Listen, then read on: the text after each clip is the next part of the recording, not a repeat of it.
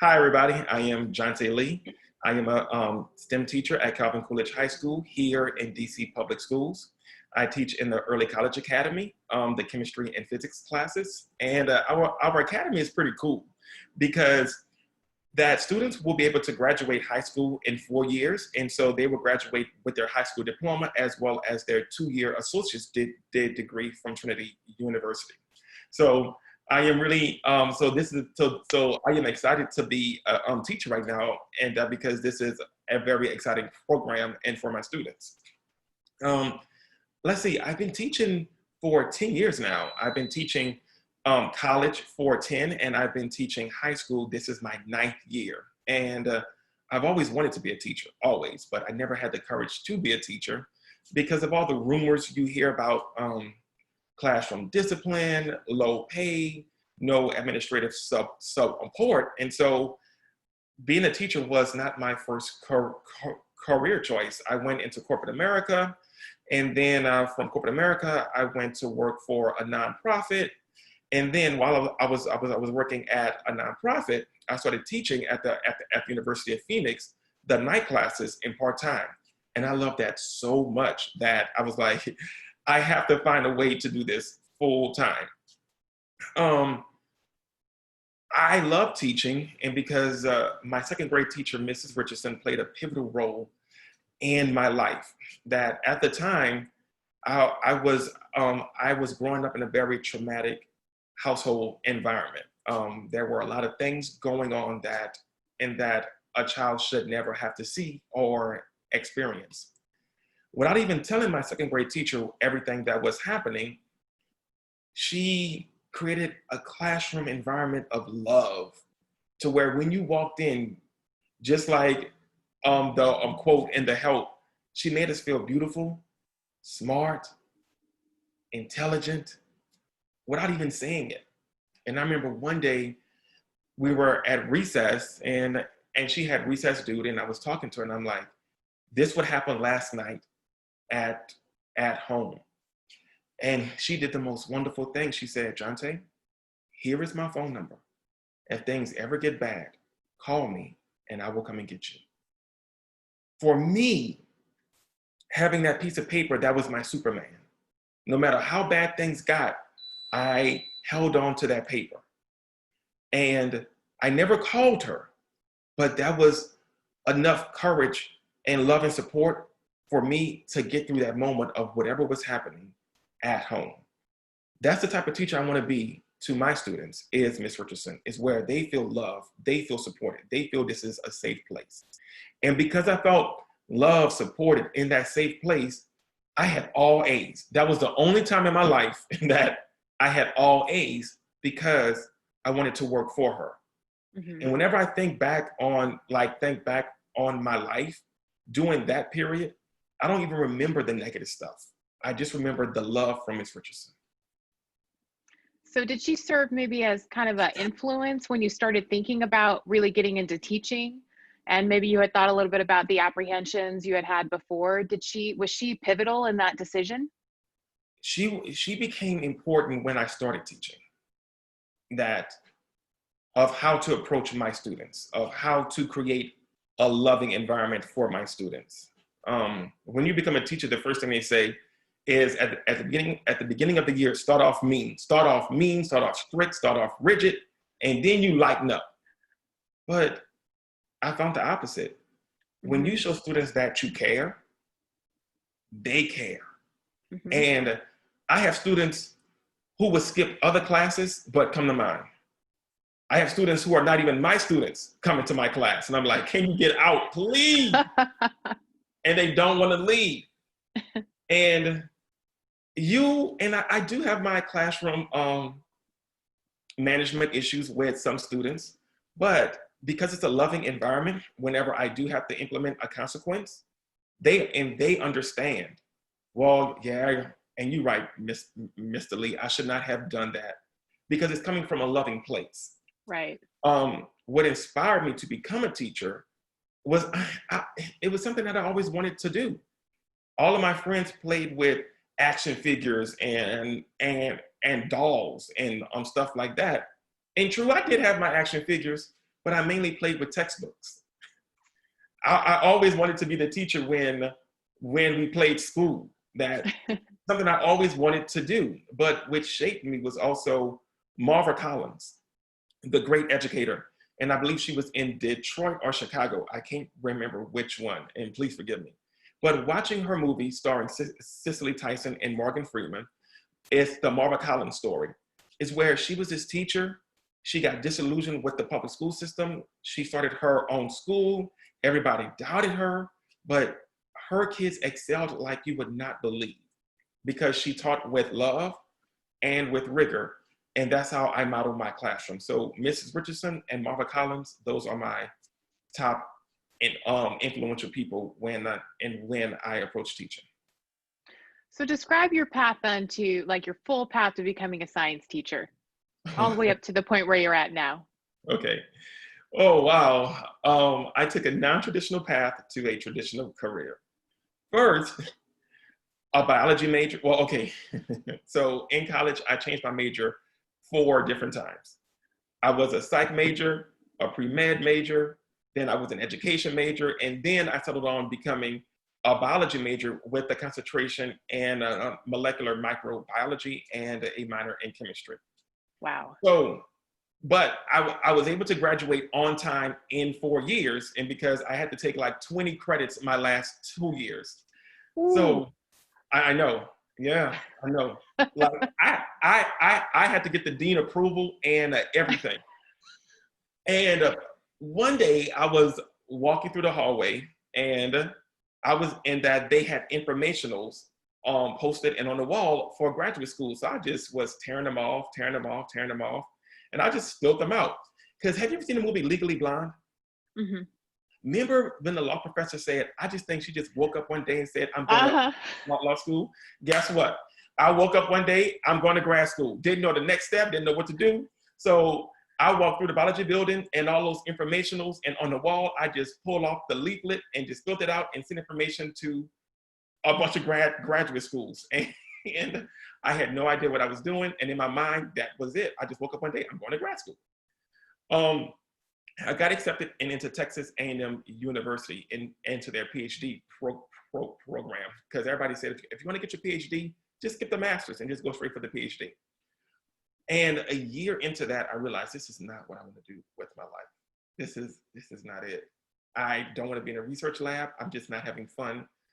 And anybody that went through the PhD process, they will tell you it is a long road and you have to be dedicated to it. And my heart was not in it. So what I did was I got my master's in marketing, and that because I worked in retail and I like interacting with the customers, blah, blah, blah. So that was the next logical step. And I started working in Topeka, Kansas. I know from a boy that grew up in New Orleans, Louisiana, to Texas, and now to Kansas, Topeka, Kansas.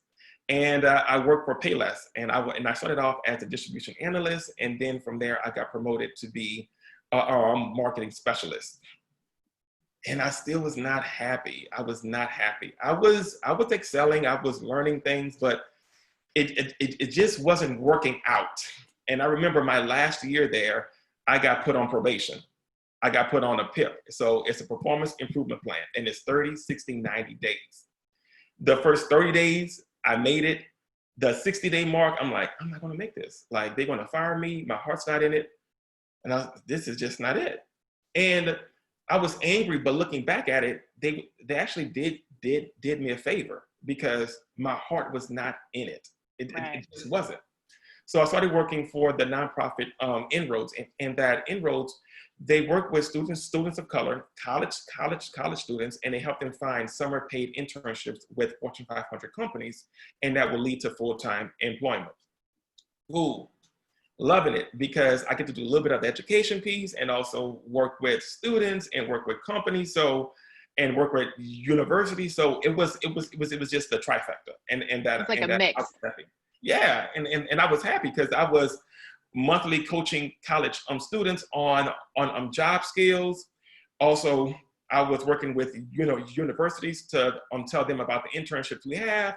And I was also teaching companies how to deal with different generations in their workplace. Cool. And then I started teaching at the University of Phoenix and at night. But I still was not happy in my job. I didn't feel that I had a career. So one day, I was like, I don't want to live in the Midwest anymore. OMG, what am I doing with my, it was that moment like, what am I doing with my life? How did I end up here? So I transferred to Washington, D.C., and because I had a core set of friends here. And one day I was driving down the road, still working at Inroads, and also I was able to transfer jobs at the University of Phoenix too. And I'll never forget, I was driving down Georgia Avenue, and I never listened to the radio. Like, it's just white noise while I'm driving. And they talked about the Ready to Teach program at Howard University in their School of Education. And that this was an alternate certification program. Cool. I was like, should I take this leap? Because once again, I was not happy at my job. Mm-hmm. It was not working out.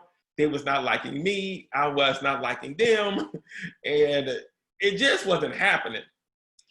So I went to their informational, they sent me an information, and it's like, well, here is everything that has to be turned in by this deadline. And I never forget, it was 48 hours before everything was due. And I will never forget her, Dr. January Vance. I said, look, I have so much work in for my real job. I'm gonna have to apply for next year, because I just can't do it this year. She said, very Southern voice, baby, let me tell you, this is the last year for this program, sugar. It's now or never. And I said, okay. Oh. I said, okay, let's do it. I mean, I scrambled. I got everything done. I studied for my certification test. I passed it, and I was accepted into the program. Wow. And the program started in, it was June of 2012. By that August, I was a full-time teacher. Wow. In 2 months. So that's a quick turnaround. It honestly was. And I never looked back since. Never looked back. So that's my road to becoming a teacher.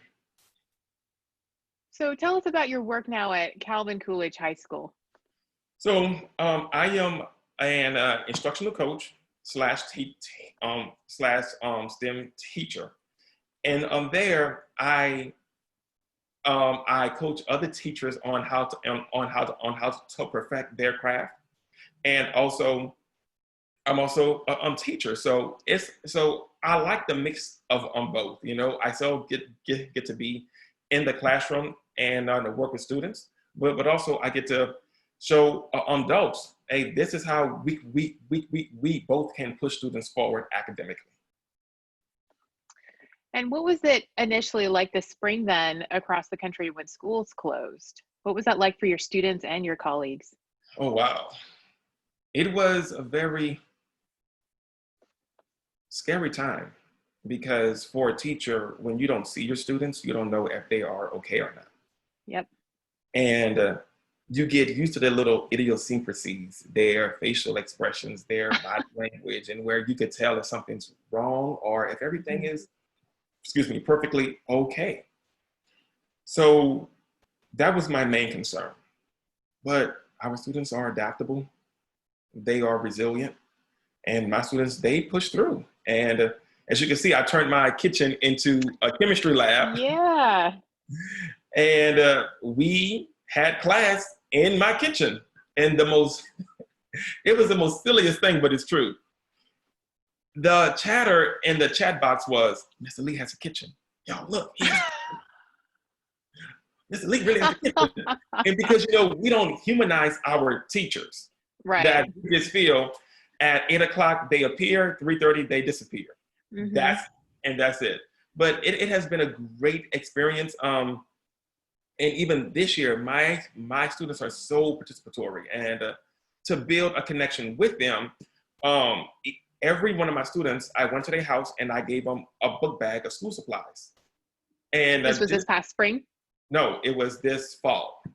Gotcha. Okay. And this was my way of building a relationship with them. And because we are 100% virtual now, and I'm like, how can I build a relationship with these kids virtually? I'm like, I can't. I have to see them at least one time. Mm-hmm. And out of my own pocket, I purchased school supplies for them. I even purchased them an Amazon Fire tablet so they could log in and stuff like that. And now they are the greatest group of kids ever. Not saying my other students in the past were not great, but this is a really great group.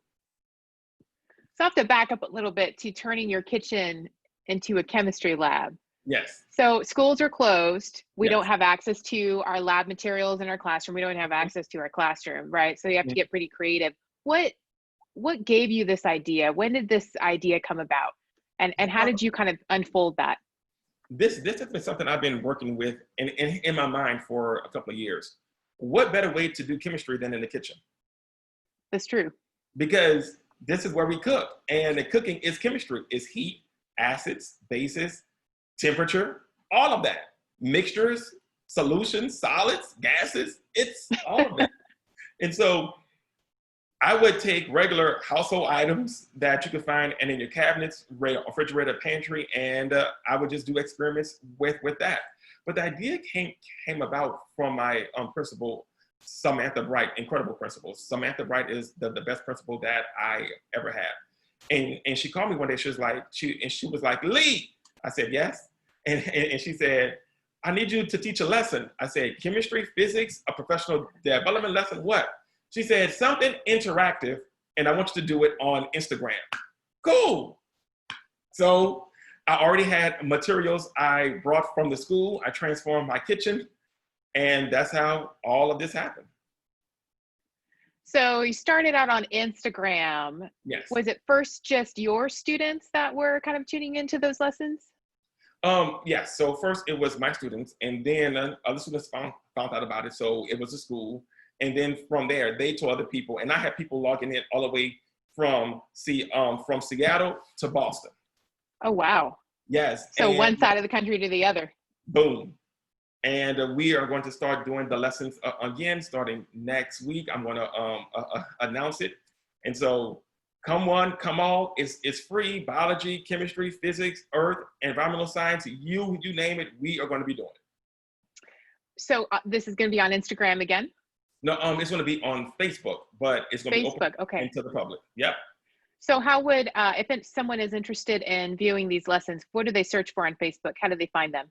Okay, so I'm gonna so follow me on Facebook or on Instagram, Twitter, or LinkedIn. I'm gonna start posting the flyers soon.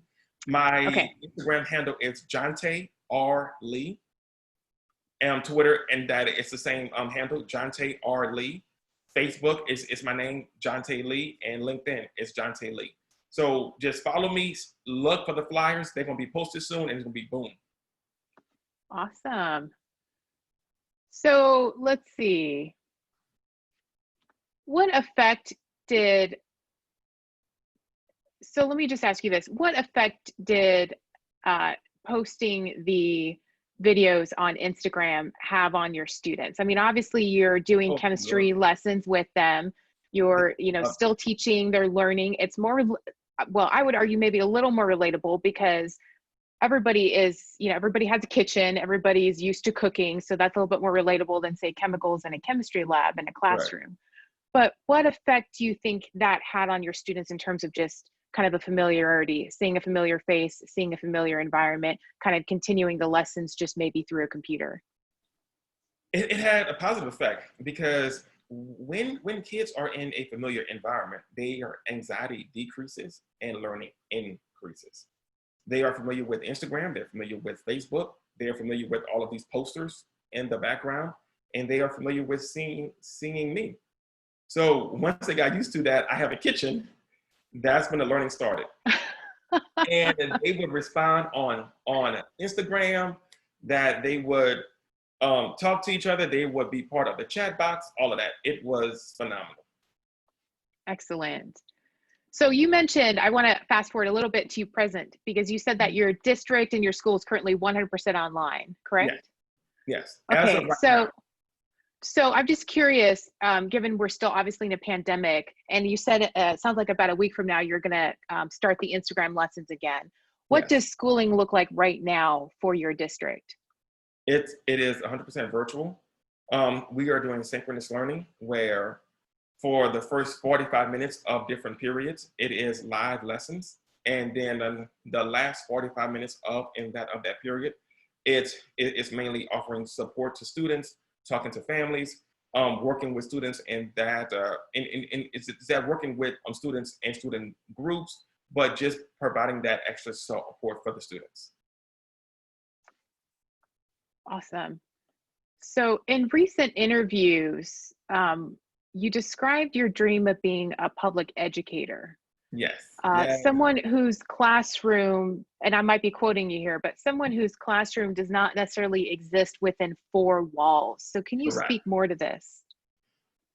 As a public educator, that it's my job to educate the public, and you could be. And so let me see. My teaching dream is to be a global educator, not just educator that is bound by the four walls of my classroom. Right. If there's a student out there that is in need of learning, I'm going to be there. And so doing the Instagram live lessons gave me the opportunity to become a global educator versus a teacher that is bound by the four walls of his classroom. So I have to ask this then, as a Black male science teacher, Yes. kind of thinking about just first of all, just your dream of being like a global educator. Mm-hmm. As a Black male science teacher, what does representation mean to you as you were able to share your video lessons across the country and potentially across the world? When I think back on my educational journey from preschool all the way through grad school, I could count on one hand how many Black male educators that I had. Also, it's an interesting story. My first year teaching, I taught at Roosevelt High, Roosevelt High School here in DCPS, and they had this kid in the hallway. I would wave at him. He would not speak to me for anything. If he came and into my class to talk to a student, once the school bell rang for for that period, he would run on out of there. I'm like, this kid, like, come on, like, I'm trying to be nice to him, but he just wasn't having it. And so one day, another teacher told me, Jonte, Aaron really admires you. I said, who's Aaron? The kid who never speaks to you. I'm like, stop putting on like you're putting on, cut it out. He was like, no, because he heard you stutter in class. Nobody laughed. And the class still paid attention. Aaron, like you, is a person living with the stutter. And now he feels that anything is possible. We must have a diverse pool of teachers, not just Black, not just white, not male, female, or non-binary gender.